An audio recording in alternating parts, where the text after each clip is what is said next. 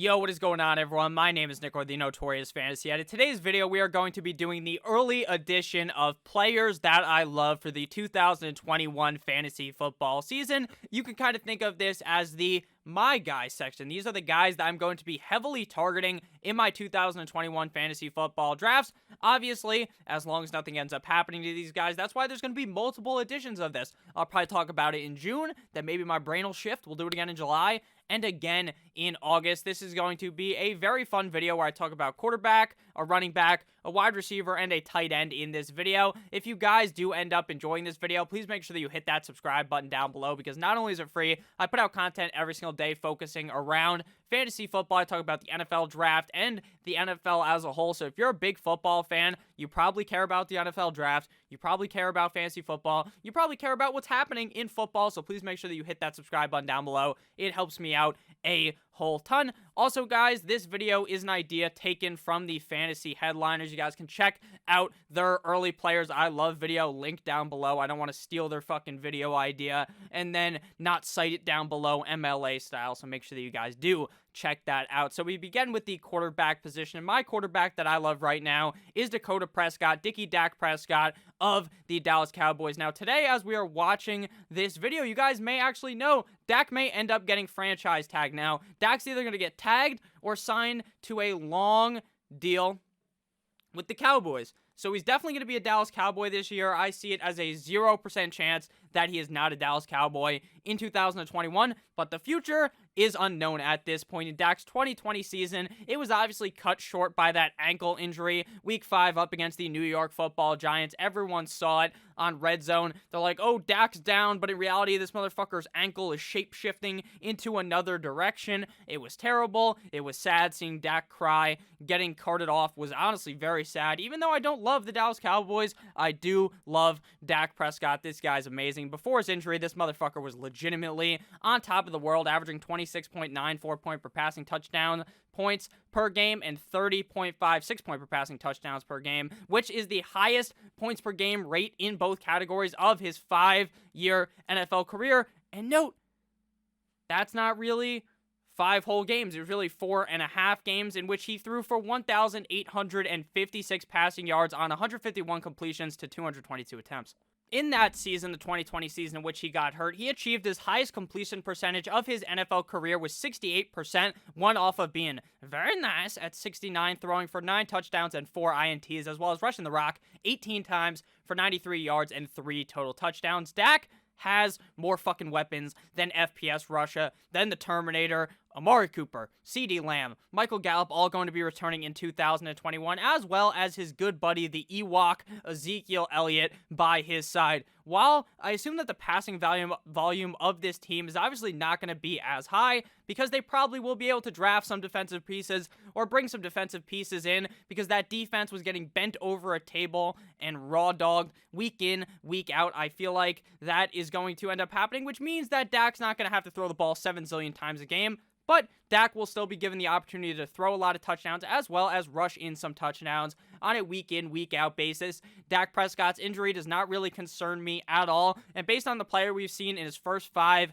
years as an NFL quarterback, I really do believe in Dak Prescott and think he is going to put up humongous numbers in 2021. I would not be surprised at all if the Campbell's man finishes the season as the #1 quarterback on the year. Now on to the running back. Here, my running back that I love is Cam Akers of the Los Angeles Rams. While once the season ended, I kind of felt very high on Cam Akers. I was higher than Snoop Dogg on a Saturday night, or maybe just a Tuesday night, because Snoop Dogg smokes it up whenever he wants. Once Matthew Stafford got traded there, I was even higher than Snoop Dogg, and I'm not even sure that's possible, because that guy has his own guy that rolls his blunts. He just pays that guy. It's pretty amazing. But yeah, Matthew Stafford going there is a big step up from Jared Goff. Now, they're not going to be like, hey, Cam Akers is going to rush the ball X amount of times in this game.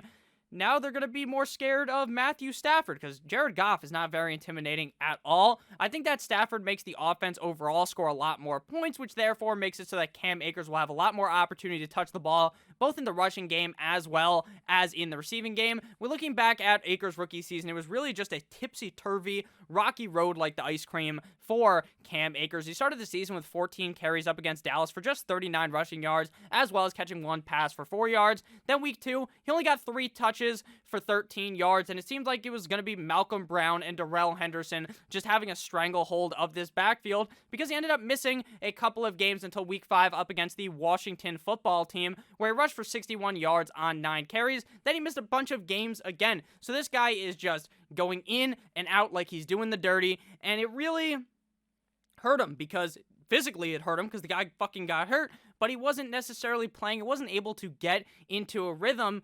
But when he returned in week 8, he was given a very big uptick in carries until week 12, where this guy was just consistent week in, week out, must start in your fantasy lineup, with him now being clearly the guy in this team. It seemed like it was going to be Darrell Henderson, like I said earlier. Then Malcolm Brown was scoring all these touchdowns, and you were really confused from a fantasy standpoint. And I was just telling people, look, you can go with Darrell Henderson, but maybe Malcolm Brown will be good. And then once Cam Akers came back, I was like, fuck it. I wouldn't start any of these guys until Cam Akers started getting it done. And I feel like this backfield is going to be carried by Cam Akers out of Florida State. And I think this is going to be a tremendous second year in the NFL for Mr. Cam Akers. So the next guy here, wide receiver Deebo Samuel for the San Francisco 49ers. Now, Deebo Samuel has been slept on like, what is it?